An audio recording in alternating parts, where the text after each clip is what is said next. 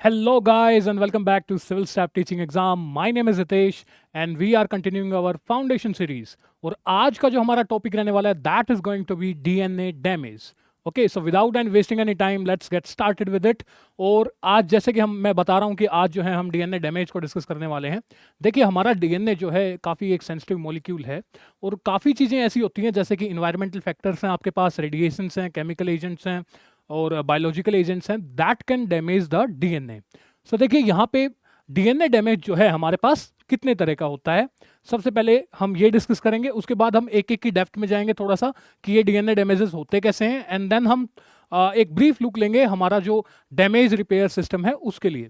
तो देखिए, सबसे पहले जो आपकी ऐसे केमिकल्स हैं या ऐसे एजेंट्स हैं जो कि डीएनए को डैमेज करते हैं, उनको हम क्या कहेंगे? They are referred as mutagens.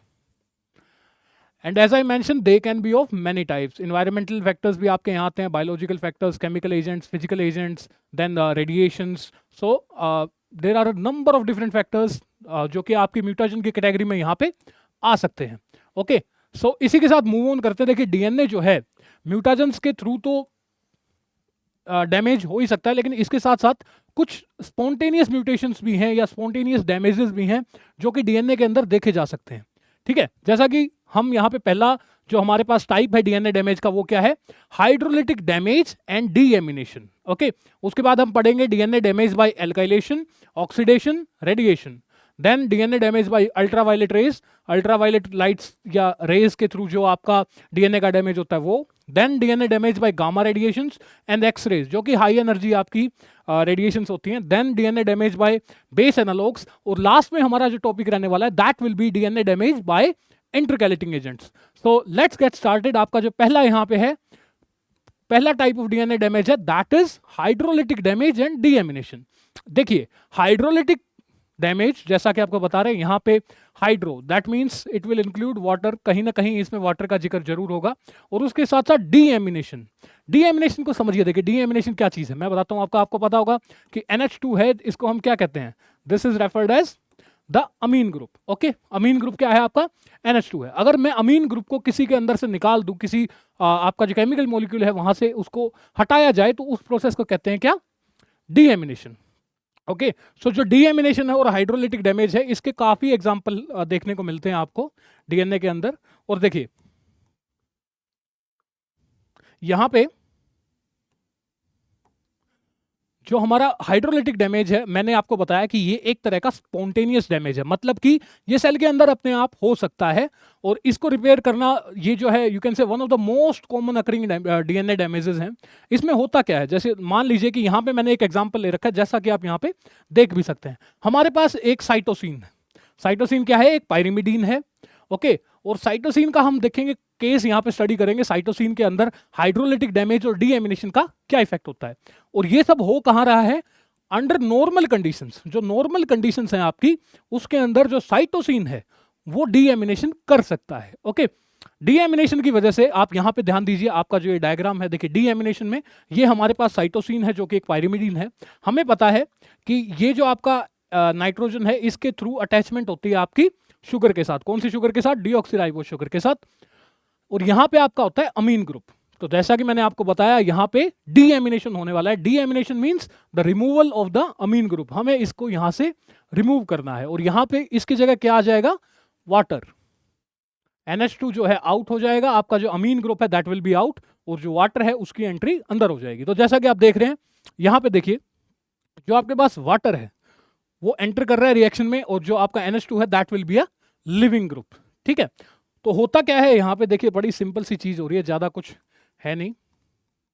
जो आपका अमीन ग्रुप है उसको यहां से रिप्लेस कर दिया गया है और उसकी जगह देखिए, अब देखिए हमें पता है कि H2O का स्ट्रक्चर कुछ इस तरह का होता है, राइट? ओके, सो यहाँ पे जो एक हाइड्रोजन है वो इसके साथ चला जाएगा, और क्योंकि NH3 बनाना है हमें, तो आपको 3 हाइड्रोजन की यहाँ पे जरूरत है। 2 हाइड्रोजन जो है आपके नाइट्रोजन के पास ऑलरेडी प्रेजेंट है, और एक आप जो है वाटर डोनेट करेगा यहां से, और आपका जो NH3 है वो बन के बाहर अमोनिया जो है वो आपका रिलीज कर दिया जाएगा। जो वाटर है, अब उसके पास एक ऑक्सीजन बची है और एक आपके पास हाइड्रोजन है। तो जो ऑक्सीजन है वो यहाँ पे नाइट्रोजन को रिप्लेस कर देगा, जैसा कि आप यहाँ देख सकते हैं ऑक्सीजन यहाँ आ जाएगा।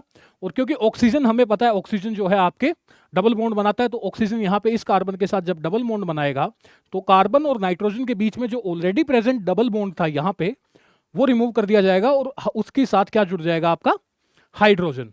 तो ये है आपका one of the most common example है साइटोसिन जो है, इसके अंदर डीएमिनेशन और हाइड्रोलिटिक डैमेज सबसे कॉमन है और ये देखा ही जाता है। तो इसमें हुआ क्या, देखिए आपका जो साइटोसिन था वो किस चीज में कन्वर्ट हो गया, यूरेसिल में।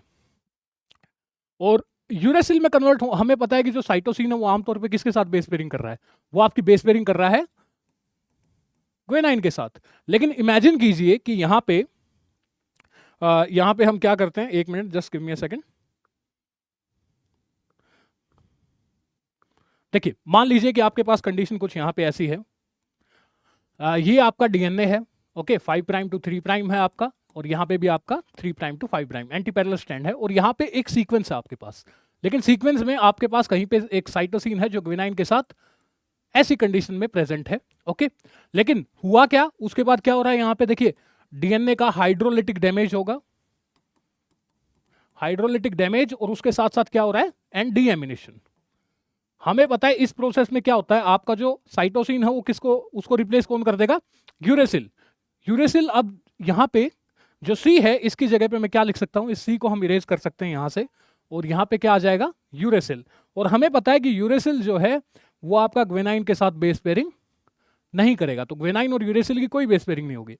अब जो इसको रिमूव करना जरूरी है, क्योंकि अगर इसको देखिए रिमूव नहीं किया गया यहाँ पे तो होगा क्या, जब अगली बार रेप्लिकेशन होगी तो ये दोनों स्ट्रैंड्स एज अ टेम्पलेट काम करेंगी। हमें पता है जो आपका पेरेंटल डीएनए है उसकी दोनों स्ट्रैंड्स क्या काम करती हैं, आपका टेम्पलेट का काम करती हैं। तो कंडीशन कुछ ऐसी आएगी कि यहाँ पे तो ग्वेनाइन एज अ टेम्पलेट काम कर रहा है, तो यहाँ पे तो साइटोसिन आ जाएगा। तो एक आपका जो you can say newly synthesized DNA है वो एक तो आपका ठीक बन गया, लेकिन दूसरे में दिक्कत क्या आएगी कि यहाँ पे यूरेसिल है, और हमें पता है यूरेसिल के साथ बेस पेयरिंग कौन करता है, एडेनिन। तो यहाँ पे आप अगर देखें तो आपकी सीक्वेंस चेंज होगी। आपका जो यहाँ पे ओरिजिनली सी जी का पेयर था, बेस पेयर था, वो अब रेप्लिकेशन की साइकिल के बाद यहाँ पे ए यू आ गया है, ठीक है। तो यही एक यहाँ पे मेन कारण है। देखिए जो हमने पढ़ा है कि डीएनए के अंदर यूरेसिल नहीं होता, यूरेसिल जो है आपको सिर्फ आरएनए के अंदर मिलता है। इसका एक रीजन ये भी है क्योंकि अगर यूरेसिल आपका एक नेचुरल बेस होगा, अगर यूरेसिल डीएनए के अंदर प्रेजेंट नॉर्मली रहेगा, एक नॉर्मल बेस पेयर की तरह रहेगा, तो डीएनए की जो रिपेयर मशीनरी है, जो DNA damage and repair systems हैं, वो इस चीज को पहचान नहीं पाएंगे। और वो अगर इस यू कैन से ये जो यहाँ पे डैमेज हुआ है इसको आइडेंटिफाई नहीं कर पाए तो वो उसको रिमूव नहीं कर पाएंगे। एंड दैट इज वाई कि डीएनए के अंदर यूरेसिल नहीं मिलता। डीएनए के अंदर आपको क्या मिलेगा, यूरेसिल का भाई थाइमीन। अगर इनका स्ट्रक्चर देखो तो काफी सिमिलर है यूरेसिल का और थाइमीन का, बट यूरेसिल आपको डीएनए में नहीं मिलेगा, उसका ये रीजन होता है। इसके बाद अगला एग्जांपल लेते हैं हम हाइड्रोलिटिक डैमेज एंड डीएमिनेशन के लिए। जो अगला आपका यहाँ पे है वो क्या है, देखिए यहाँ पे हमारे पास है 5MC। अब कहेंगे आप ये क्या चीज है, देखिए ये जो है अगेन एक नेचुरल बेस है। आपके पास जो साइटोसिन है, साइटोसिन के अंदर कभी कभी मिथाइलेशन हो जाती है, ठीक है। मिथाइलेशन कौन करवाते हैं, आपका मिथाइल ट्रांसफरेजेस। मिथाइलेशन कौन कराएंगे, आपके मिथाइल ट्रांसफरेजेस। सो मिथाइल ट्रांसफरेजेस क्या करते हैं, 5 पोजीशन जो आपकी साइटोसिन की होती है, 5th पोजीशन जैसा कि आप यहाँ देख सकते हैं, उसके ऊपर मिथाइल ग्रुप की अटैचमेंट हो गई है। तो अब ये क्या बन गया आपका 5 मिथाइल साइटोसिन, ठीक है। सो 5 मिथाइल साइटोसिन जो है वो आपको डीएनए के अंदर देखने को मिल जाएगा, क्योंकि अगेन साइटोसिन जो है एक नेचुरली अकरिंग आपका बेस है और उसकी मिथाइलेशन जो है हो जाती है कभी कभी। तो ये जो आपका 5 मिथाइल साइटोसिन है ये भी डीएनए हाइड्रोलिटिक डैमेज और इसका भी डीएमिनेशन करवाया जा सकता है। कैसे, देखिए अगेन बड़ी सिंपल प्रोसेस है। वाटर आपका इन है और जो आपका अमोनिया है NH2 ग्रुप है वो आउट है। तो बड़ी सिंपल सी बात है, जैसा पिछले में हुआ था वैसा ही होगा। वाटर का एक हाइड्रोजन जो है यहाँ पे इसके साथ जुड़ेगा और ये आपका अमोनिया जो है वो बाहर हो जाएगा। इसके बाद ऑक्सीजन यहाँ पे जुड़ गई है और हाइड्रोजन जो है इस नाइट्रोजन के साथ जुड़ गई है। और ये अगर आप पहचान पाएं तो ये क्या है, ये है आपका थाइमीन, ठीक है। तो देखिए थाइमीन जो है, हमें पता है थाइमीन जो है एक नेचुरल अकरिंग बेस है। तो अगर साइटोसिन आपके पास है, साइटोसिन की मिथाइलेशन होती है और मिथाइलेशन के बाद वो थाइमिन में कन्वर्ट हो गया तो समस्या हो जाएगी। जो आपके पास इस चीज को बोलते हैं आप, इस चीज को कहा जाता है CT transition, cytosine to thymine transition. तो यहां पे होगा क्या, लगा लीजिए स्टार्टिंग में आपके पास एक बेस पेयर था साइटोसिन और ग्वेनाइन का, यहाँ पे उसमें ये जो है आपका साइटोसिन, इसकी मिथाइलेशन हुई, ये कन्वर्ट हुआ आपका 5 मिथाइल साइटोसिन में, और उसके बाद इसकी डीएमिनेशन होने की वजह से ये कन्वर्ट हो गया थाइमिन में। अब हमें पता है थाइमिन जो है ग्वेनाइन के साथ पेयरिंग तो करेगा नहीं, ठीक है, लेकिन जब अगला डीएनए रेप्लिकेशन होगी तो थाइमिन के साथ यहाँ पे एडेनाइन आ जाएगा और ग्वेनाइन के साथ यहाँ साइटोसिन आ जाएगा। तो आपका जो ये बेस पेयर था ये कन्वर्ट हो गया आपका इस बेस पेयर में। तो इस तरीके से भी जो है स्पॉन्टेनियस म्यूटेशंस जो हैं, ये स्पॉन्टेनियस डैमेजेस जो हैं वो हो सकते हैं डीएनए के अंदर, और ये इसका अगेन काफ़ी कॉमन है। ये देखिए जो हमने पहला पढ़ा और ये वाला जो है ये काफ़ी कॉमन आपके डीएमिनेशन के एग्जाम्पल्स हैं।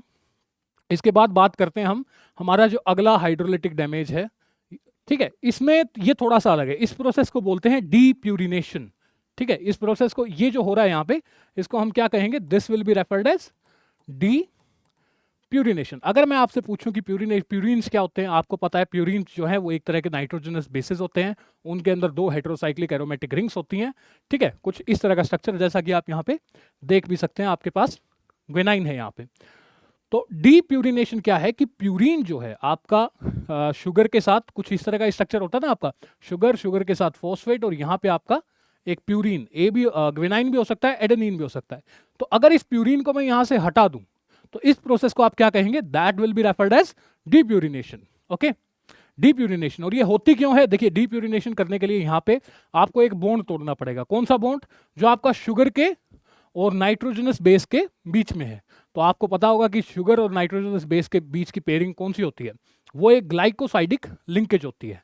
तो यहाँ पे ये जो ग्लाइकोसाइल लिंकेज है, एन ग्लाइकोसाइल लिंकेज, इसको तोड़ना जरूरी है। तो अगर मान लीजिए ये अभी यहाँ शुगर के साथ, ये आपकी डीऑक्सीराइबोज, सॉरी मैंने गलत जगह पे यहाँ अटैचमेंट कर दी,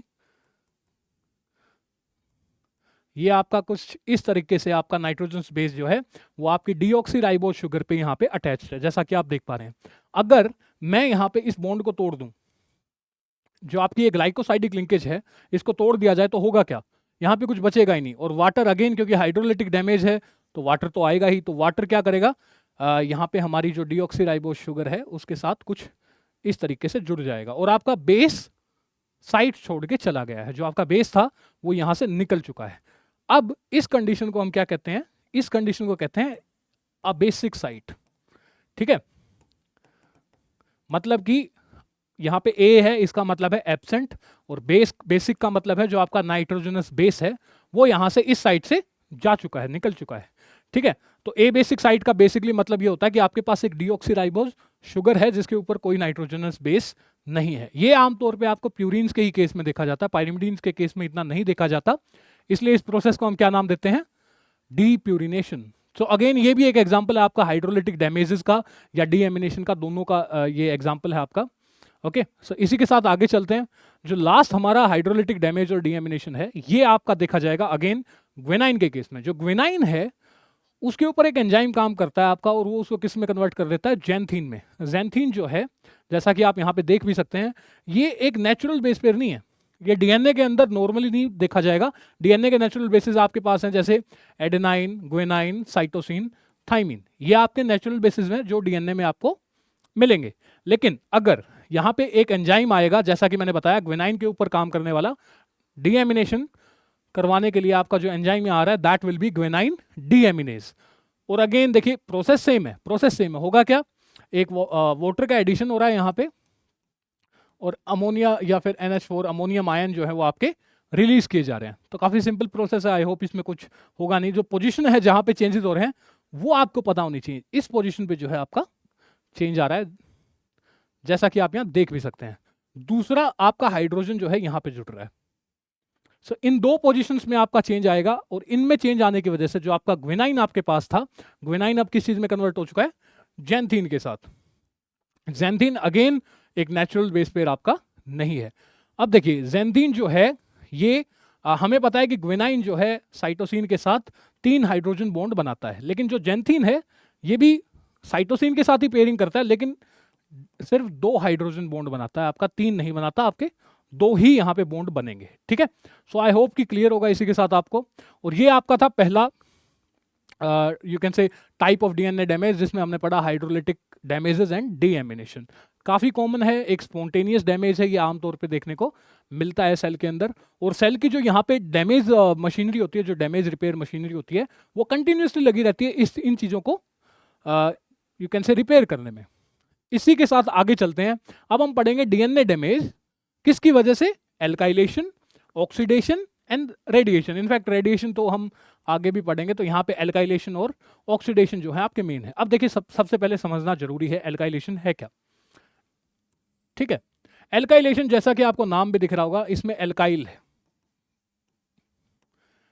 हाइड्रोकार्बन्स का ग्रुप होता है, आपने पढ़ा होगा एल्काइल ग्रुप। ठीक है, तो उसके एडिशन को, the addition of an alkyl group to a nitrogenous base, इस प्रोसेस को हम क्या कहते हैं, एल्काइलेशन। और एल्काइलेशन में मेनली यहाँ पे या तो आपके पास मिथाइल ग्रुप जुड़ेगा, जो कि आपका CH3 ग्रुप है, या फिर आपका इथाइल ग्रुप जुड़ेगा, जो कि आपका ये वाला ग्रुप है। तो आपके ये बेसिकली आमतौर पे एल्काइलेशन में ये 2 ही इन्वॉल्व होते हैं, या तो मिथाइल होगा या आपका इथाइल होगा। तो ये है आपकी एल्काइलेशन। एल्काइलेशन जो है, एल्काइलेटिंग एजेंट्स अब करवाएंगे कौन, देखिए एल्काइलेशन करवाता कौन है, एल्काइलेशन आपके करवाते हैं आपके पास कौन है, एल्काइलेटिंग एजेंट्स। एल्काइलिंग एजेंट्स में जो बेस्ट यू कैन से इसका एग्जांपल है दैट इज नाइट्रोजमीन्स। तो ये जो है ये आपके एल्काइलेटिंग एजेंट्स हैं, जो कि रिस्पॉन्सिबल हैं एल्काइलेशन करवाने में। इसी के साथ साथ अगर हम बात करें, देखिए जैसे यहाँ पे अगली चीज पे चलते हैं, जो कि क्या है, ऑक्सीडेशन। देखिए ऑक्सीडेशन बड़ी सिंपल सी चीज है, एडिशन ऑफ ऑक्सीजन। अगर मैं सिंपली बताऊं, ज़्यादा केमिस्ट्री के अंदर ना घुसे, तो ये कौन करवाता है, ये आपकी करवाती है रिएक्टिव ऑक्सीजन स्पीसीज, रिएक्टिव ओ स्पीसीज भी बोल सकते हैं आप इसको। ठीक है, इसके अंदर बेसिकली क्या आते हैं, इसके अंदर आते हैं आपके ऑक्सीजन के फ्री रेडिकल्स आते हैं, आपके पेरोक्साइड आयंस आते हैं, जो कि रिस्पॉन्सिबल होते हैं आपकी ऑक्सीडेशन के लिए। ठीक है, तो यहाँ पे अब यहाँ पे इसका एग्जांपल देखते हैं। देखिए ऑक्सीडेशन और जो आपकी एल्काइलेशन है, ये सबसे ज्यादा देखी जाती है ग्वेनाइन के ऊपर। तो ग्वेनाइन जो है बेचारा, इसका सबसे बड़ा यू कैन से टारगेट है। और जैसा कि आप यहाँ पे देख सकते हैं, मैंने ग्वेनाइन का स्ट्रक्चर भी आपके पास यहाँ अवेलेबल है। तो हम यहाँ पे देखेंगे कि कौन सी मोस्ट प्रोबेबल साइट्स हैं जहाँ पे आपका एल्काइलेशन या ऑक्सीडेशन या डीएमिनेशन ग्वेनाइन पे पॉसिबल है। तो डीएमिनेशन तो हम ऑलरेडी देख चुके हैं। देखिए डीएमिनेशन जो है आपका यहाँ पे होता है, ये जो आपका NH2 ग्रुप है ये लीव कर जाता है, इसकी जगह ऑक्सीजन आ जाएगी। तो आपकी जो डीएमिनेशन की जो मोस्ट कॉमन साइड है वो ये है। ठीक है, उसके साथ साथ अगर मैं बात करूं एल्काइलेशन, एल्काइलेशन जो है ग्वेनाइन के ऊपर 3 जगह सबसे ज्यादा देखने को मिलता है। सबसे पहला, ये जो आपकी पोजीशंस हैं, ये मोस्ट कॉमन साइट्स हैं जहां पे आपको एल्काइलेशन देखने को मिलेगा। मैंने यहाँ पे मार्क भी कर रखा है। और बात करें ऑक्सीडेशन की, ऑक्सीडेशन अगेन इसके लिए आपको रिएक्टिव ऑक्सीजन स्पीसीज चाहिएंगी, और ये जो है इन 2 पोजिशन पे मेनली होता है। ओके, सो ग्वेनाइन जो है आपका ऑक्सीडेशन और एल्काइलेशन का सबसे यू कैन से मोस्ट कॉमन जो टारगेट है वो आपका क्या रहता है, ग्वेनाइन ही रहेगा। ओके, सो आई होप कि क्लियर है।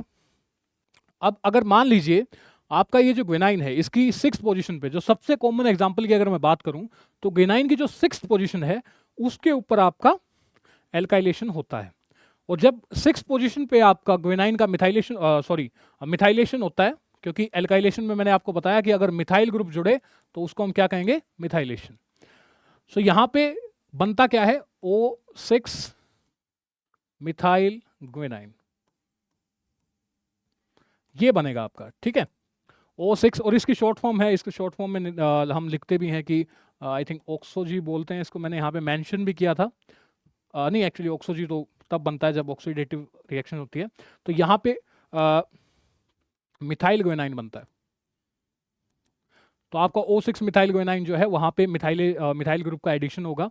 ठीक है, और इसमें होता क्या है कि ये जो आपका बना है, ये ग्वेनाइन आमतौर पे हाइड्रोजन बॉन्डिंग किसके साथ करता है, साइटोसिन के साथ करता है। बट जो मिथाइल ग्वेनाइन है वो हाइड्रोजन बॉन्डिंग करेगा थाइमिन के साथ।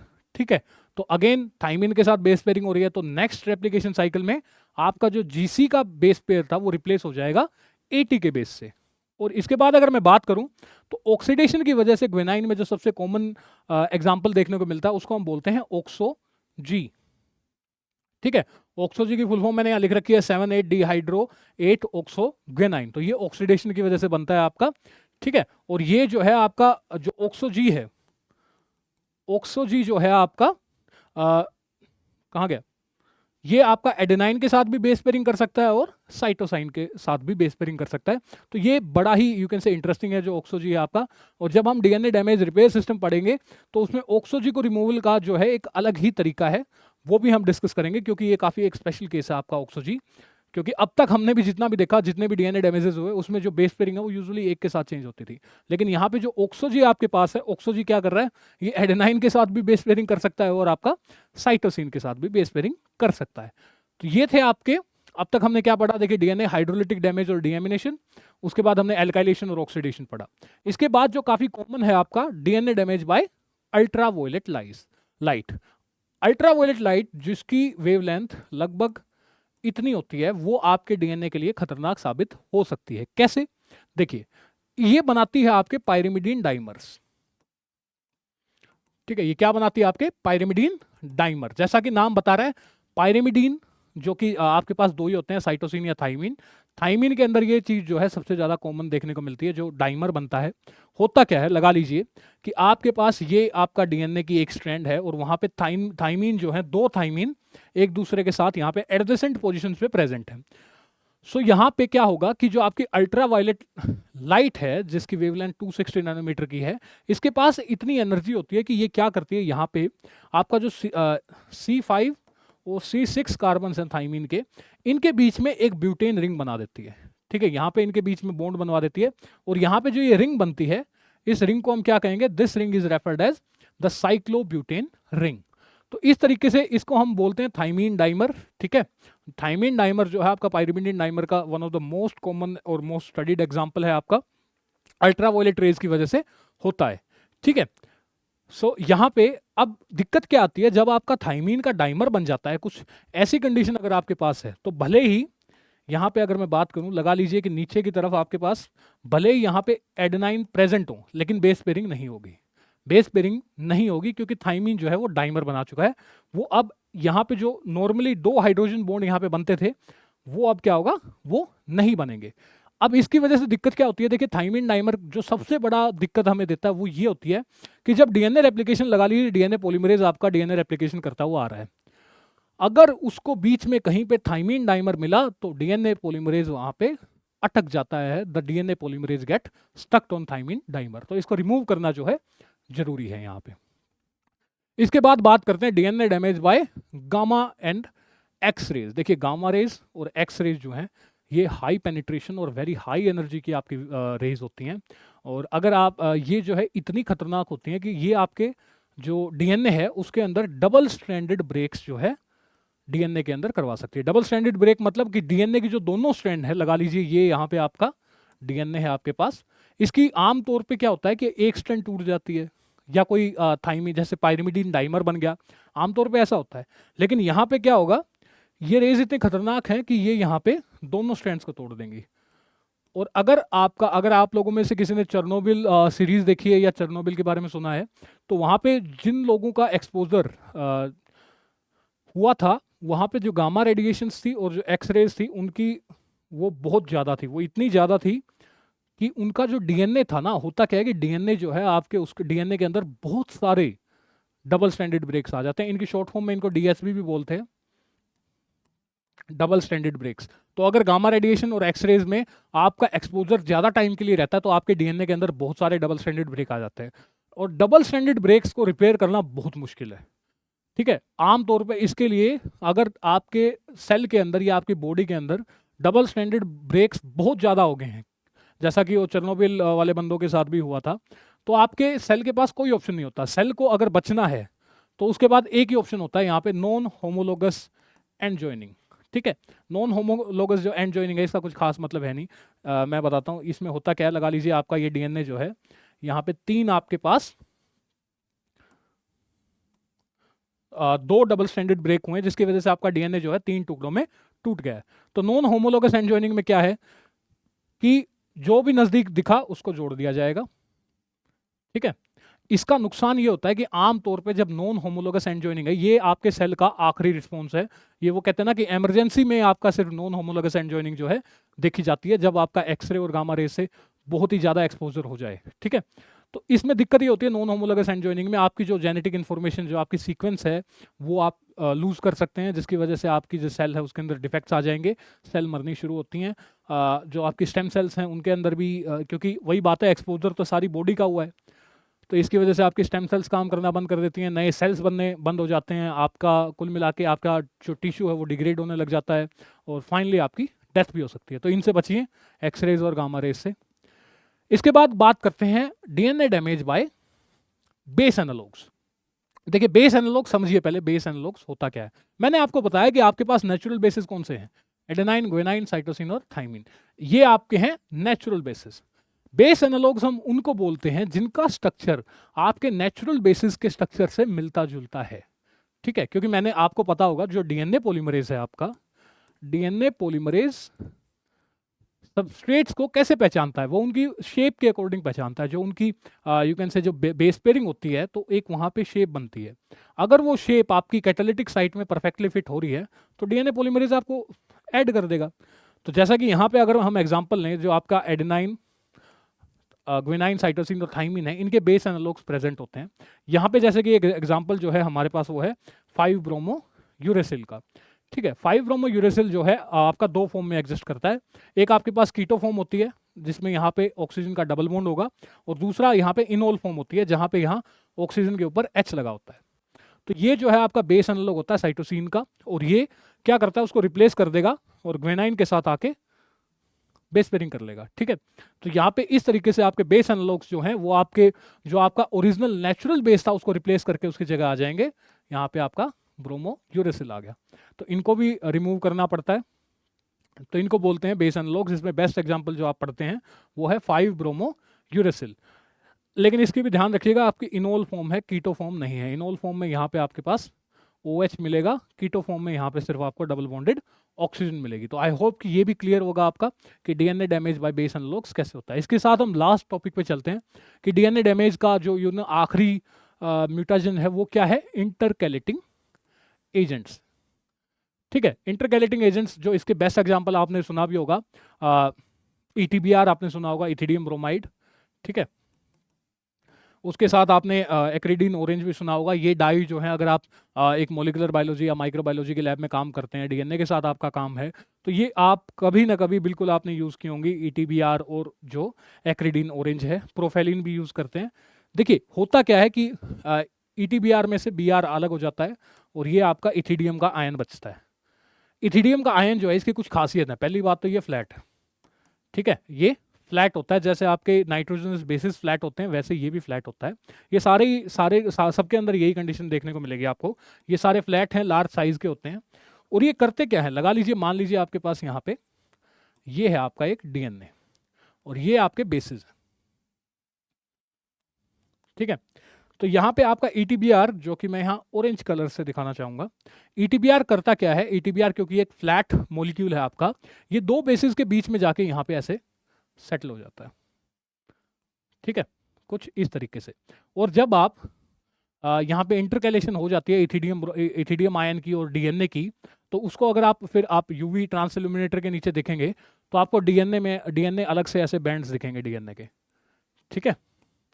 सो इसलिए ETBR का यूज़ किया जाता है लैब्स में, और एक्रिडीन ऑरेंज का भी यहाँ पे यूज़ किया जाता है, ठीक है। लेकिन यहाँ पे अब देखने वाली बात यह है कि जो आपके इंटरकैलेटिंग एजेंट्स है ये डीएनए डैमेज कैसे करते हैं। देखिए होता क्या है कि अगर इथिडियम ब्रोमाइड या इनमें से कोई भी डीएनए के साथ अटैच फॉर्म में रहता है तो ये डीएनए को थोड़ा सा एक्सटेंड कर देता है, उसकी लेंथ को बढ़ा देता है, क्योंकि ऑब्वियसली देखिए बेसिस के बीच में कुछ आके बैठा है, तो बेसिस अगर पहले इतने थे तो अगर मैं इसके बीच में कुछ रख दूं तो बेसिस के बीच में गैप बढ़ जाएगा, तो डीएनए थोड़ा सा लंबा हो जाता है, इलोंगेशन हो जाती है डीएनए की।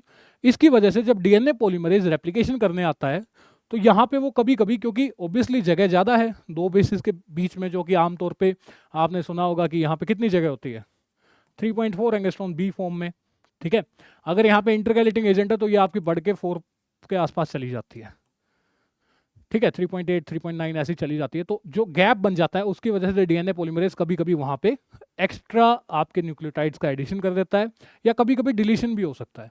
तो इनके वजह से भी आपका जो है डीएनए डैमेज हो सकता है, ETBR, प्रोवेलिन और एक्रिडीन ऑरेंज, ठीक है। सो ये हमने पढ़ लिए। देखिए जो आपके डीएनए डैमेजेस हैं ये कितनी तरह के होते हैं, हमने अलग अलग का एग्जाम्पल लेके देखा। इसके साथ हम थोड़ा सा ब्रीफली देखते हैं कि जो आपका सेल के पास रिपेयर मैकेनिज्म है ये कैसे होते हैं। अब मैंने आपको जितने भी डीएनए डैमेजेस बताए, इसके साथ एक डीएनए डैमेज और है। क्या? जब आपका जो डीएनए पॉलीमरेज है वो कहीं पे मिसमैच करवा दे, कहीं पे जो न्यूक्लियोटाइड है वो जो होना चाहिए था उसकी जगह कोई और वहाँ पे न्यूक्लियोटाइड आ जाए, तो वो भी आपका एक तरह का डीएनए डैमेज ही है। उसको हम क्या कहते हैं? उसको हम बोलते हैं मिसमैच बेस पेयरिंग। तो सेल के पास बेसिकली दो तरह के मैकेनिज्म होते हैं। एक तो होता है आपके पास, जैसा कि आप यहाँ देख सकते हैं, mismatch repair system. Mismatch repair system का काम क्या होता है कि डीएनए पॉलीमरेज द्वारा जो आपके डीएनए की स्ट्रैंड पे जो गलत बेस पेयरिंग करवाई गई है उसको रिमूव करना, ये आपके मिसमैच रिपेयर सिस्टम का काम है। और अगर इसके अलावा जो हमने अभी डीएनए डैमेजेस पढ़े अलग अलग वजह से, डीएमिनेशन की वजह से, एल्कलाइजेशन, ऑक्सीडेशन, इनकी वजह से जो हमने डीएनए डैमेज पढ़ा, उसको रिपेयर करने का काम जो है वो आपका कौन करता है? DNA damage repair system. ये डीएनए डैमेज रिपेयर सिस्टम जो है बेसिकली 4 तरीके से आपका काम करता है। इसके 4 तरह से काम करता है। एक तो है डायरेक्ट रिवर्सल। डायरेक्ट रिवर्सल जो है ये आमतौर पर आपको पाइरिमिडीन डाइमर के केस में देखने को मिलेगा। हमने पढ़ा था कि जब थाइमिन जो है ऐसे प्रेजेंट हों और यूवी लाइट आ जाए तो ये आपस में साइक्लोब्यूटेन रिंग बना लेते हैं। तो इसके केस में जो मैकेनिज्म यूज किया जाता है वो होता है आपका डायरेक्ट रिवर्सल। यहाँ पे एक एंजाइम आता है जिसको हम बोलते हैं फोटोलाइज। ये क्या करता है? ये लाइट एनर्जी का यूज करके इस बेस पेयरिंग को अलग कर देता है। तो काफी सिंपल है ना। देखिए यूवी की वजह से थाइमिडीन डाइमर बना था, आपका एंजाइम आया फोटोलाइज, उसने लाइट का यूज किया और आपके थाइमिन डाइमर को रिमूव कर दिया। इसको बोलते हैं डायरेक्ट रिवर्सल मेथड। सबसे सिंपल है आपका ये। उसके बाद आता है excision repair system. Excision repair system क्या होता है कि लगा लीजिए आपके डीएनए में अगेन कहीं पे कोई बेस एनालॉग आ गया है या आपका कोई और डीएनए डैमेज हो गया है, तो उसको एक्साइज करना। देखिए एक्साइज का समझिए कि कट लगा के उसको निकालना और उसकी जगह करेक्ट बेस पेयर को डालना। इसको क्या कहेंगे आप? Excision repair system. उसके बाद आता है recombination repair system. Recombination repair system आपको वहाँ देखने को मिलेगा जहाँ पे आपके सिंगल स्टैंडर्ड ब्रेक्स हों या डबल स्टैंडर्ड ब्रेक्स हों इस कंडीशंस में, और आपका जो डीएनए है वो कट गया हो। फॉर एग्जांपल हमें पता है कि हमारे अंदर 2 सेट ऑफ क्रोमोसोम होते हैं, ठीक है। तो समझिए कि लगा लीजिए कि ये आपका पहला डीएनए है और ये आपका होमोलोगस पेयर है उसका, और यहाँ पे किसी कारणवश ये वाली जो सीक्वेंस है ये आपकी गायब हो गई, यहाँ पे कुछ दिक्कत आ गई और कुछ इस तरह की कंडीशन आपकी हो चुकी है। तो यहाँ पे आप यूज करेंगे रिकम्बिनेशन रिपेयर सिस्टम का, जिसमें यहाँ जो आपकी ये वाली सीक्वेंस होगी जो आपके होमोलोगस पेयर पे जो होमोलोगस डीएनए है उसके ऊपर की सीक्वेंस का हम यूज करके यहाँ की सीक्वेंस को हम रिस्टोर कर देंगे, ठीक है। तो ये होता है आपका रिकम्बिनेशन रिपेयर सिस्टम। उसके बाद आखिरी आता है ट्रांसलीजन रिपेयर सिस्टम। ट्रांसलीजन क्या है कि देखिए डीएनए के अंदर कभी कभी लीजन्स आ जाते हैं कुछ इस तरीके से, तो इनको निकालना, इनको रिमूव करना जो है वो ट्रांसलीजन सिस्टम का काम है, ट्रांसलीजन रिपेयर सिस्टम का काम है। ये सब हम डिटेल में हमारी किसी और वीडियो में पढ़ेंगे। आज का जो हमारा मेन टॉपिक था वो था DNA damage, and I think वो हमने अच्छे से कवर कर लिया है। अगर आपको इसमें से कोई भी डाउट है तो आप नीचे कमेंट कर सकते हैं, हम उनका रिप्लाई करेंगे। अगर आपको कोई भी डाउट है या आपको कोई वीडियो चाहिए, अगेन फाउंडेशन सीरीज में आपको कोई वीडियो चाहिए तो उसका टॉपिक भी आप यहाँ कमेंट में डाल सकते हैं। सो आई होप कि आपको सेशन पसंद आया होगा। और इसी के साथ मैं आपको बताना चाहूँगा कि हमारा जो CSIR नेट दिसंबर 2024 का बैच है वो जुलाई 22 से आपका 2022 से आपका शुरू होने वाला है। इसकी रजिस्ट्रेशन के लिंक आपको डिस्क्रिप्शन में मिल जाएंगे, तो आप वहाँ पे जाके चेक कर सकते हैं। इसमें फुल कोर्स है, इसमें आपको स्टडी मटेरियल प्रोवाइड किया जाएगा, आपके ऑनलाइन और ऑफलाइन दोनों तरीके की क्लासेस होंगे, आपके मॉक टेस्ट हैं, वीकली टेस्ट हैं, टेस्ट सीरीज हैं। सो काफ़ी ज़्यादा है। अगर आप इसको जाके एक्सप्लोर करना चाहते हैं तो आप डिस्क्रिप्शन में दिए गए लिंक और नंबर पर कॉल करके पूछ सकते हैं।